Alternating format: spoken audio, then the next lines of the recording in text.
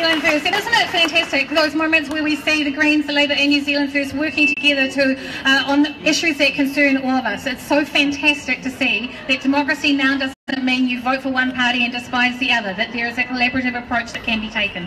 All right, our final... Oh, go on then, give me a round of applause. That was adorable. Come on. Must go into politics. They must go into politics at some point. I want to be Speaker of the House. All right, so your final... It's to be so much fun. Not you, shut up, sit down. So, I just love that.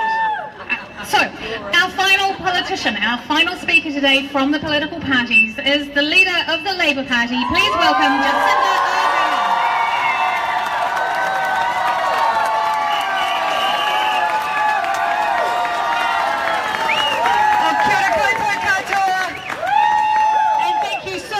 To all of you for coming out for such an incredibly important rally today. I want to start by thanking Michelle. I would love to have Michelle as a Speaker of the House.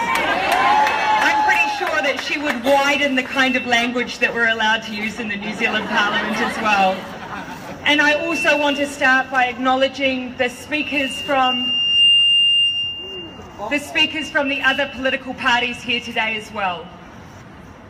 And I see a few candidates hanging about as well. Maya Ludwig, Helen White, Deborah Russell, Carmel Cepoloni, Denise Roche, and Jackie, Peter Williams-Seo down the back, coming from South Auckland. And Jackie Blue, I acknowledge you as a past MP too. But I want to acknowledge every woman from every party who stood here today and represented their political beliefs in front of you. I agree with Tracy. It is not easy being in politics. We need to support one another, show solidarity with one another, even when we take very, very different perspectives. I am proud of what New Zealand has achieved for women. In 1893, we were world leaders in ensuring that women had the right to vote. In 1896, the National Council of Women passed its first resolution supporting pay equity. 1896. What I'm not proud of is that we are still battling for pay equity today. Now let's be very clear about what pay equity actually is. I want to quote from the government website. Pay equity means gender doesn't affect what people are paid. Women receive the same pay as men for doing the same work, and also for doing work that is different but equal value.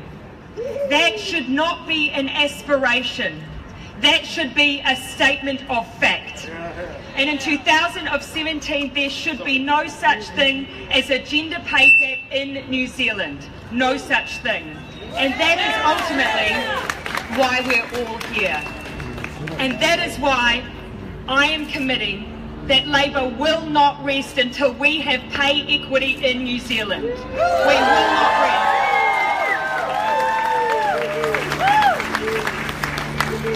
Now, of course, we haven't been in a position to deliver that in the past 9 years.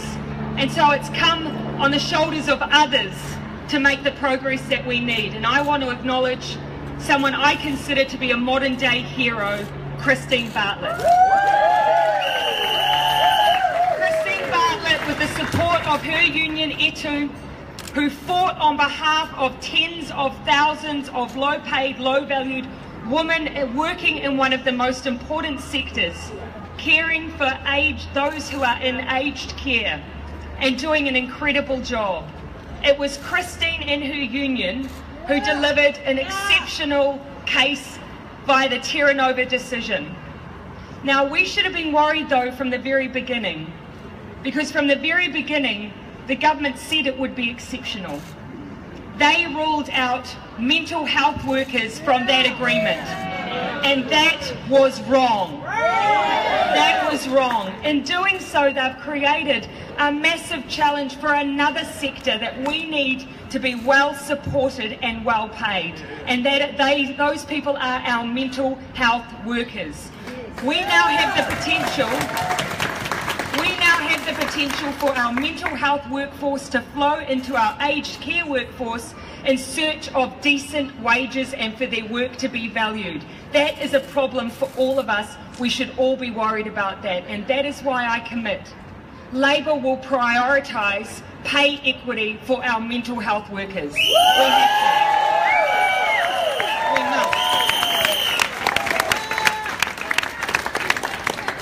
This is absolutely about decent wages for all women. And we know that women are overrepresented in our minimum wage earners. They make up roughly 60%. The minimum wage needs to keep moving. We need to keep aspiring for a living wage. We need our mothers, our daughters, our sisters, our aunties to be valued no matter what workforce they are in. And that is my commitment to you today. I have grown up around women in low-paid work. I feel very deeply about this issue. But I also believe New Zealand can be world-leading again. We can feel proud again about making sure women are valued as they deserve, but we must do it together. We will do it together. Let's start by scrapping the equal pay legislation that is before Parliament, because it will not deliver equal pay. It will not. We will never again see a Christine Bartlett case under that law. We will scrap it and start again. We will give hope to those future negotiations. We'll do it right. We'll do it together. So please join me. Let's do this.